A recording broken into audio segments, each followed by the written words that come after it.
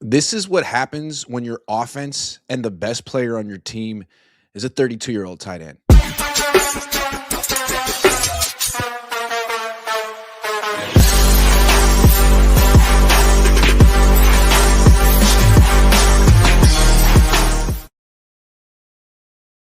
What's up, guys? Good morning. The NFL day starts in about a half an hour. The Niners play tonight. I'll be there. I'm here at home, looking at the NFL landscape, seeing the news. George Kittle highly unlikely to play tonight. Let's talk about it. So I don't think this should come as a surprise. I'm sure the Niners are prepared for it, and it's not 100% certain yet. George Kittle, tough guy that he is, vows to give it a go on the field before the game tonight, because why would a warrior like George Kittle count himself out before the last final second? Well, and I respect that about George Kittle. He's always been that way, but I think that it's pretty clear if his ankle felt good right now, we'd know. He's waiting for like a Hail Mary miracle, like Jesus to come down from heaven and touch it himself. Maybe he will. Maybe Jesus is a big Niner fan, big George Kittle fan. Maybe Jesus has George Kittle on his fantasy team and is in the championship this weekend. Barring that, I don't think he's going to play. If he did play, he'd probably catch no passes, maybe block a little bit, unless this is just gamesmanship. I don't think it's gamesmanship. I think this is this is reality.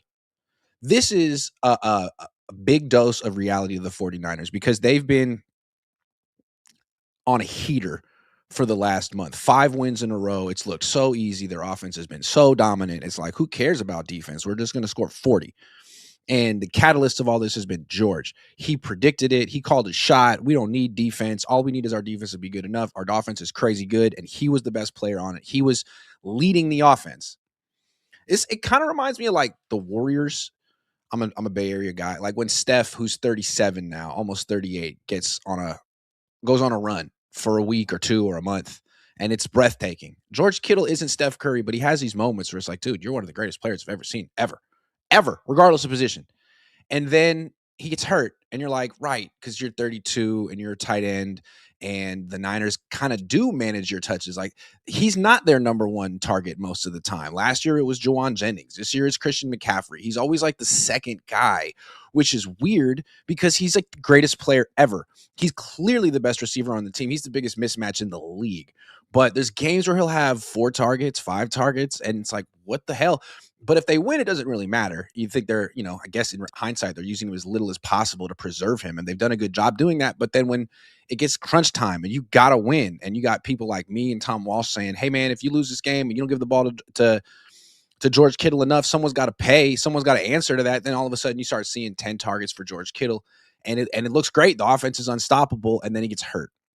So I think this is just reality. The Niners have been flirting with this all year, overusing Christian McCaffrey. We've been warning against it. Nothing bad has happened from it yet. Overusing George Kittle, it's my fault. I want to first apologize to that. That was not the quality control that you guys were asking for. I really egged the Niners on and dared them to overuse George Kittle. Now I see why they don't. So I'm going to take that one back. That's on me. It's 100% on me. You can fire me, but then you got to rehire me because I work for free anyway. So here's what's not on me, though. Yeah, they overused George Kittle the last few weeks, and I take full responsibility for that. But you know what? Losing your 32-year-old tight end shouldn't come as a huge shock, and you should be prepared for it. And that's what kills me about the Niners. They're not prepared for Trent Williams to go down. There's no backup there. They're not prepared for Christian McCaffrey to go down. They don't play their backup running backs other than Brian Robinson Jr., who's not doing anything special. And they're not prepared for George Kittle to go down, even though they have a good backup tight end. George Kittle is going to – this will be the 6th game this season he's missed. It's a lot. That's more than a third of the season.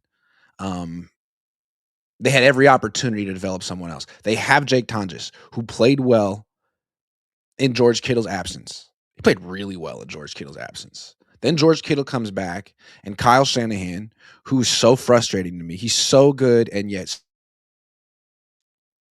he does some things that it's like, common sense, dude. Where is the common sense? He just buries Jake Tonjes. It's like, wait a second, man. This guy is young. He's not a great blocker, but he's a hell of a pass catcher. Mac Jones has chemistry with him. Brock Purdy has chemistry with him. Why would you bury him? One, he's a legit weapon even if you still have George Kittle. You could use them together. Two, Kittle's 32. Kittle's gonna get hurt. He missed 5 games. He's gonna miss more games. Just like Steph Curry's gonna get hurt. Just like Jimmy Butler's gonna get hurt. Old players get hurt, man. You got a young, up and coming like heir apparent. Don't bury him. Because if Jake Tonjes, if you go to him 6, 7, 8 times in this game and he's rusty, is that his fault? Kinda. Or is it your fault, Kyle, for not using him the last 2 months? This is my issue with Kyle. He's a really, really good coach. He has something like you could argue that his playbook is the envy of the league and it's the top playbook in the league, and it might be, but his personnel usage leaves a lot to be desired. And he's I don't know, like how can you be surprised when George Kittle goes down, and how can you not be prepared for it when it's week 17? And if you win this game, you got a legit chance for the number 1 seed. If you lose this game, I mean, all Seattle has to do is beat Carolina today, and that's it. The Niners, they're not going to get the number 1 seed. It would really suck if the Niners bid for the number 1 seed falls apart because their older tight end got predictably injured after during a really, really long season after getting a bunch of catches a few weeks in a row, and the young up and coming tight end who flashed promise early in the year was not ready to fill in because it had been weeks since he did anything. Last week, Kittle went down. Tonjes filled in, got 2 targets, 1 catch, 7 yards. I'm concerned because I think Tonjes is a hell of a player, and you saw it. And then when Kittle came back, what did Kyle do? He buried Tonjes and kept playing Luke Farrell, who's just a guy. Tonjes, here's the thing with Brock. I've been putting this stat out there I think is interesting. Brock has been so reliant on George Kittle throughout his career, played every game with him except for 3 in his career, lost the 3 games he didn't play without him, didn't score a lot of points in those games. The one game where Kittle went down and Brock played most of the game without him was week 1 this year. And Brock won that game. Now, they only scored 17 points. Would have been 23 if Jake Moody missed his kicks. Still, 23 points, not a lot. But what did Brock do in that game?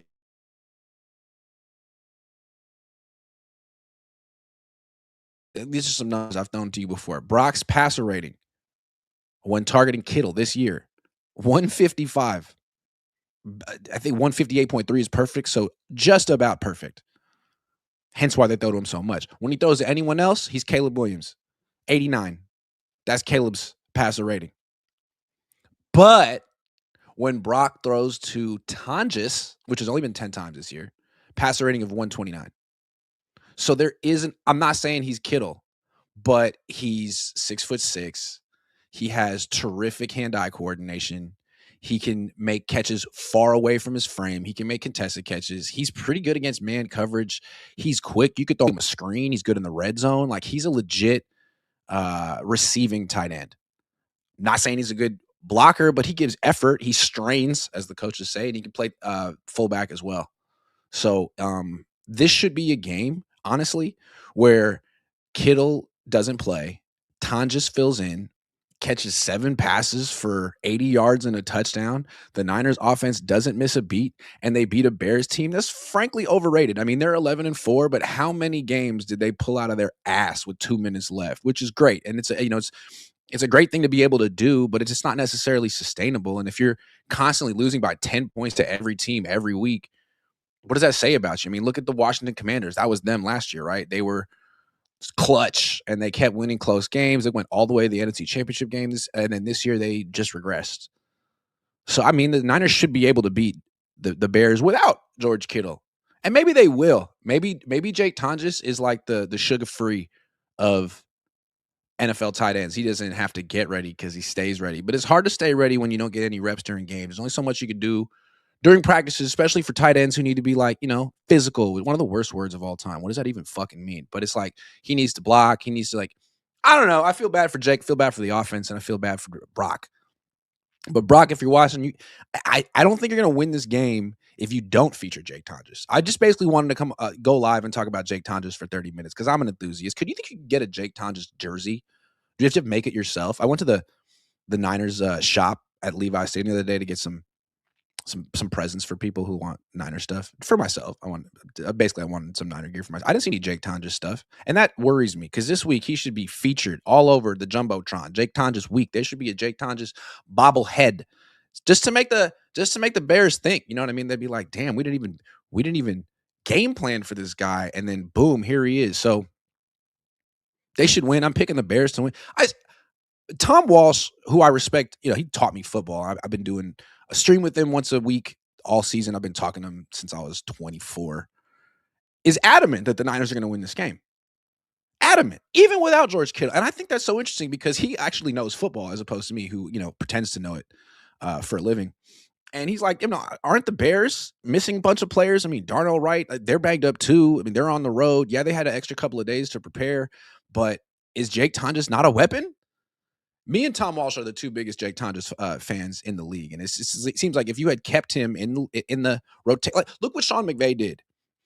Devontae Adams went down, Puka Nacua went down, and all of a sudden, Sean McVay realized he had these tight ends, started building this tight end centric offense. Then his wide receivers come back, and of course he doesn't go away from them, but he still incorporates the tight ends. He still will throw passes to Colby Parkinson and Davis Allen and Terrence Ferguson. I mean, that wasn't stuff they were doing early in the season. They figured it out midway out of necessity and kept it. And that's not being a genius. That's just common sense shit, which we'd love to see from Kyle Shanahan. It's like the same thing happened to you. Players got hurt. Guy stepped up. Jake Tonjes was there, and you buried him because, why? Because you had to get Juszczyk on the field for his motions and shifts and one catch.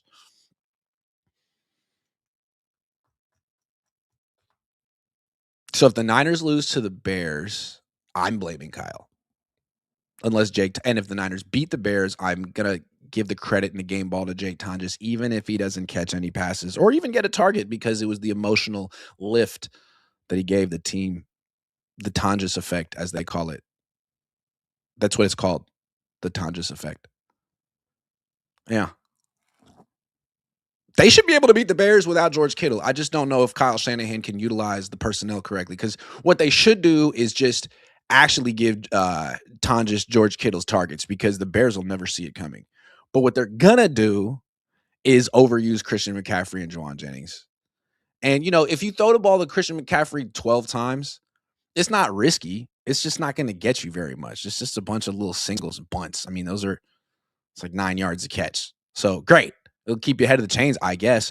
But when you throw the ball too much to Ricky Pearsall, who's probably going to play, I would imagine, and you throw the ball too much to Juwan Jennings, good things can happen, but those are when the interceptions come.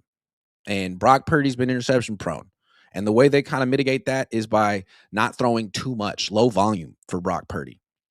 And throw a lot to George Kittle. You throw a lot to Juwan Jennings. I mean, if he throws 15 passes to Juwan Jennings and Ricky Pearsall tonight, how many picks is he going to throw against this defense? And does he really need to score a ton of points tonight? Are the Bears that good? Their running game is good. But let's compare Ben Johnson to Kyle. Ben Johnson has two running backs. Kyle has Christian. Ben Johnson's running backs are both averaging more than 4.7 yards per carry. Christian's not. He's averaging less than 4. Ben Johnson's backup running back, who's been playing a lot, is a rookie who was drafted in round 6 or 7, Kyle Monangai. Niners could have had him, but they took Jordan James, who still hasn't touched the ball or gotten on the field yet this season. Personnel usage, drafting. Is Kyle a good coach? Hell yeah. Is he having his best season as a coach? As a play caller? Yes. Personnel usage, man. You haven't gotten another running back in the fold. You think Ben Johnson would go this long with this bell cow running back averaging 3-point-something yards per carry and not try someone else? I bet he wouldn't. And I'm not saying Ben Johnson's smarter than Kyle Shanahan. It's very possible that Kyle Shanahan is the Rain Man of the NFL, and he's just light years beyond everyone else. He's super smart. I agree. But common sense stuff, man. Personnel usage. And I thought what was so incredible, and the reason I actually would vote for Kyle Shanahan to win Coach of the Year, especially if he wins these next 2 games, is what he did early in the year with the backups. Personnel usage. I just couldn't believe that he just scrapped it all once the starters came back. There should have been some way to keep them both in the mix. You beat the Rams with Mac Jones, Jake Tonjes, Kendrick Bourne, Demarcus Robinson, Christian McCaffrey.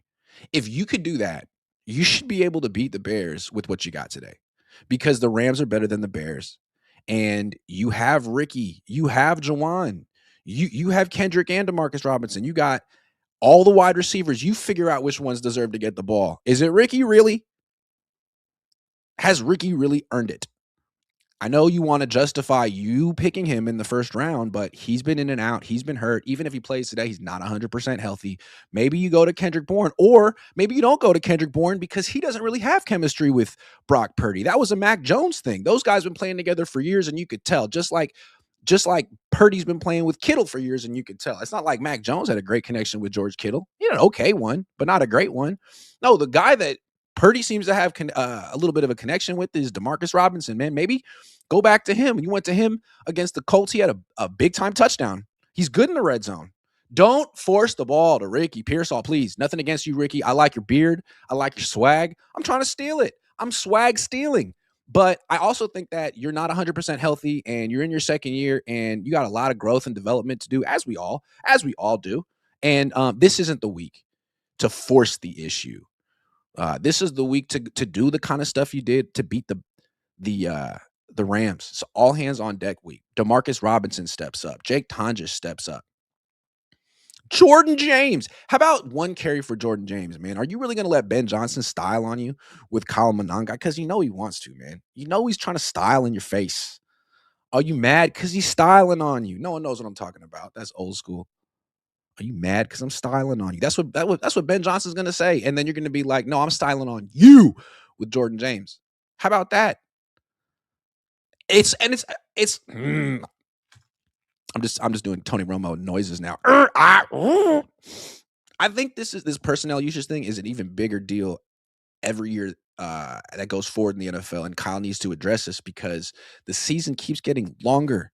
In a few more years, it'll be 18 games. NFL's not playing around with this stuff, and it seems like more than ever, kind of like in the NBA too. It's just like which team can hang on and be healthy at the end, and like to bring it back to the NBA and my local reference, the Warriors. There are always stretches every year where they look like the best team in the league and they can't be beat. When they traded for Jimmy Butler last year, they went crazy, but it was like you're not the three of you old guys aren't going to stay healthy together for 2 months. It's not going to happen. And I think with the Niners, the way they're built with Trent, incredible that Trent and Christian have stayed healthy this long. It's predictable that George Kittle has missed 6 games so far. Like you got to be prepared for life without your older foundational players. And are the Niners prepared? They were week 5. Now it's week 17, and Jake Tonjes has been as active as Thomas Morstead. So if Brock Purdy struggles this game, is it Brock's fault or is it Kyle calling 18 passes for Jawan Jennings and Ricky Pearsall? We'll have to see. Because, I mean, we always focus on the quarterback with Kyle Shanahan, like, oh my God, he threw picks or he wasn't good enough or this and that. Like, at this point, I kind of feel like it's a red herring to focus on Kyle's quarterback. Kyle's the quarterback. Kyle's the play caller. Kyle's the GM. Kyle's the owner. Kyle's everything, man. The limit of how many decisions is Brock Purdy really making? Is he just executing?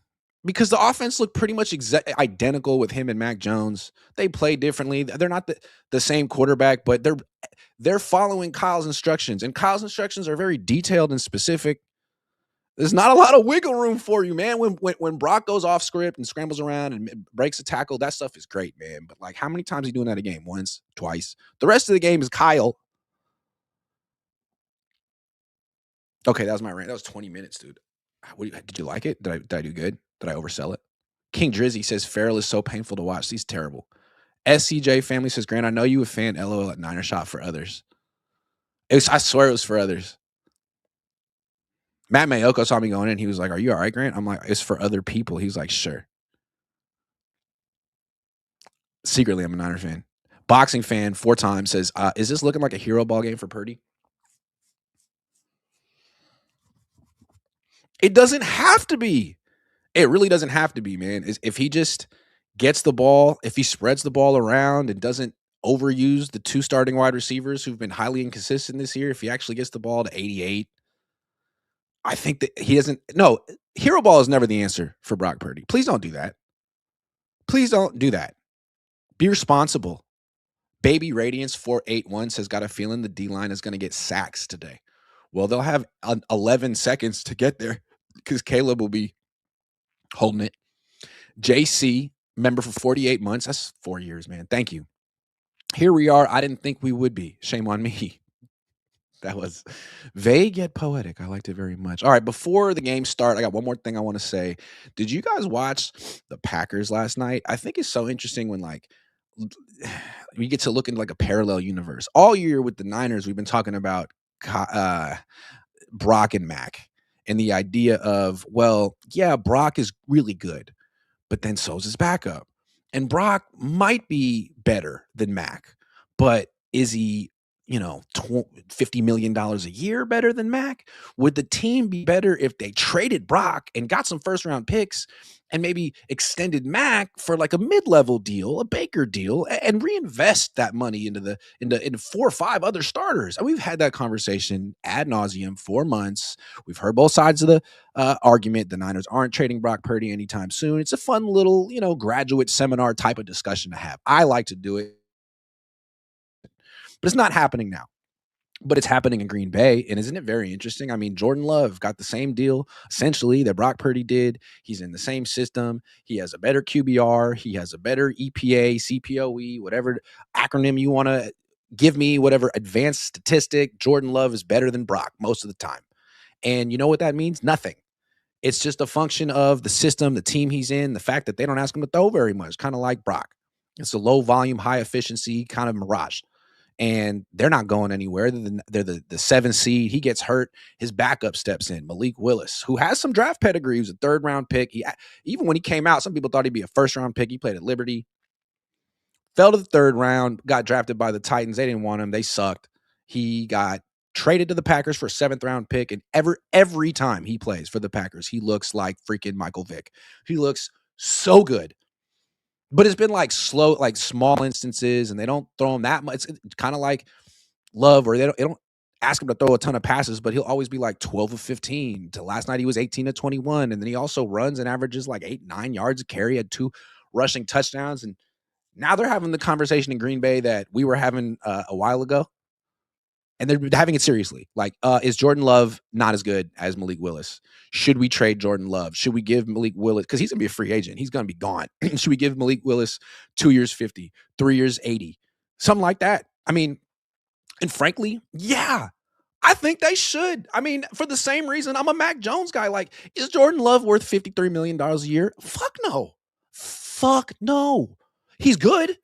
He's very good, but he's not that good. And if someone else can do his job on his team as well or better for cheaper, then guess what, Jordan? Get ready to go to Tennessee or whatever, to Arizona, the Raiders, whoever wants that contract. And I wonder how many teams really want Jordan Love in his contract right now after watching his backup outplay him. Because it's like, okay, well, you're both system quarterbacks, but that guy's actually doing better in the system than you are. We don't have the system. There's a real chance we trade for you and that contract, and you suck. So I just want to point that out, that's happening right now in Green Bay, all because Jordan Love, who was objectively having a good year by all advanced statistics. I mean, if David Lombardi were covering that team, he'd call him the best quarterback of all time, the best quarterback. He'd be saying that Jordan Love is better than Aaron Rodgers and Brett Favre together, combined. He'd be saying that. He misses one game, he gets a concussion, and his backup just is a little bit more exciting, is a little bit more efficient, doesn't even win. Not his fault they didn't win. And that whole fan base is like, you know what? We got to make a real decision here. We got to have a tough conversation, because they do have to have a tough conversation. And it's not just the fan base. I guarantee the organization's having this conversation as we speak right now. Can we afford to let Malik Willis leave? Can we trade Jordan Love? What is Jordan Love worth in a trade? I think it's going to be so cool when teams stop giving these stupid contracts to these quarterbacks. And I feel like teams are already backing off. Tua, 2 years and you're done. Jordan Love, 2 years and it looks like you're done. Which brings us back to Brock Purdy. He was injured this year. Not great. You got to be healthy. Struggled in a couple of games. He's on an absolute heater, but the season isn't over. Nothing's going to happen to him this year. He's locked in. They can't really financially get out of this contract in any way after this offseason. If they could, it would be very painful. It'd be easier to keep him. But next year is a different story. It seems like with these mega extensions, you're good for 2 years. And then it's anyone's guess what's going to happen. Brock, look at Tua, look at Jordan. It doesn't matter what your advanced numbers are. It doesn't matter what your QBR is. It doesn't matter how much David Lombardi loves you. You got to produce. You got to win. You probably got to win another NFC championship game or maybe even a Super Bowl, because if you keep stalling out and reaching a plateau and your backup comes in and looks just as good for cheap, maybe even better for cheaper, you're going to get replaced. And the thing about Mac Jones is he's not going anywhere. He's under contract this year. The Niners don't have to do anything. They can keep you and him and just let it play out. If you get hurt again, they got Mac. He plays well. Well, it's business, man. It's not personal. But watch what happens with Jordan Love and Malik Willis, because the same thing could happen to Brock Purdy and the 49ers next year, depending on how this year plays out, depending on how next year plays out. And again, if George Kittle is 100% healthy, if Christian McCaffrey stays 100% healthy, if Trent Williams stays 100% healthy, the Niners could win a Super Bowl, just like the Warriors could win a championship if Curry, Jimmy Butler, and Draymond Green are at their best and 100% healthy for 8 months. But is that going to happen? I'm hurt all the time. I'm not even a professional athlete. I don't know why I would compare myself to them. Probably because I'm a raging narcissist. No, I don't think I'm a raging narcissist. Some people do, though. I don't think people like my beard. People be like, so what do you think of your beard? I'm like, what do you mean? What do I think of my beard? Are you trying to get me to say that I don't like it so you can say you don't like it? Because I kind of like it. I'll be like, I like the beard until you ask me what I thought of the beard. Now I feel like you're fishing for me to say I don't like my beard and that I'm thinking about cutting it off. People be like, yeah, it's a good thing for this, but maybe you'll do a little spring cleaning, huh? Man, fuck you. I think I look good. Yeah. And I'm not insecure at all about it. Oh, you could call it patchy. I don't care. I cry myself to sleep about it. I wish I was better looking and smarter and stronger. I wish I was an NFL player, which is why I'm trying to steal Ricky Pearsall swag. But it seems like people don't think I'm an NFL player. I don't get it. I work out at Orange Theory like at least twice a week. That's 55 minutes. That's cardio. That's, weights. I don't understand. You'd think, and yet, Moon Man member for 6 months. That's crazy commitment, man. Thank you very much. It's 10:02. Let's go watch football. I appreciate you guys for watching me. And Kyle, I dare you to give Jake Tonjes 7 targets today, man. I bet you win if you give the ball to Jake Tonjes and Demarcus Robinson and don't force it to Pearsall and Jennings. I bet you win. That's for free. That's what you call quality control, baby. Hold on. We got prize picks, though. Before we go, we got those prize picks. Should we do Niners prize picks or just regular prize? Let's do Niners prize picks because it's you feel me? Niners prize picks. Oh, wait. It's been happening to me. Let me finalize my lineup from last time and then I'll make a new lineup. Power playing it? No, I'm flexing it. Come on, bro. Maybe I should go like NFL at large then since I did this one. What's up? There it is. Okay, here we go. Entries. NFL. No, I don't get bored. Not Niners. Okay. View all games. Here we go. Passing yards. Brady Cook. Are you kidding me? Tyler Shook, Cam Ward, Bryce Young, Sam Darnold, 231.5 passing yards against Carolina. I'm taking more. They got the chance to get the number 1 seed. Bryce Young, 189.5. I'm going to say less. I feel like that guy or that offense is kind of overrated. Aaron Rodgers against Cleveland. Shador Sanders against Pittsburgh. I think he's going to struggle against Pittsburgh. What else we got? Oh, Phillip Rivers against Jacksonville. 197.5 against a pretty good defense. That's going to be kind of tough. Oh, 199.5. It just went up. Okay. Oh, 193. Oh, it's changing in real time. I like that one better. I'm taking that. Taking that. Josh Allen versus Philly, 200 yards. Ooh. I'm gonna say less because he has no one to throw to, and Khalil Shakir is terrible. That's how I feel. Those are my picks. I'm sticking with them. I'm flexing them just to show you how much I work out at Orange Theory. Boom. Lineup submitted. Prize Picks secured.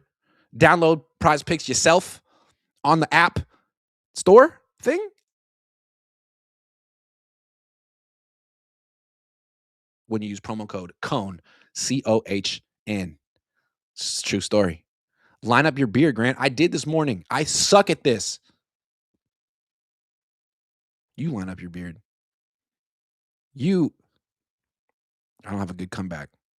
Gur Karat Baggery, 1988, donates $5. Thank you very much. All right. I did the Prize Picks. I talked for a half an hour. I think we're good to go. Let's go watch some football. Thanks for watching, everyone. Take care.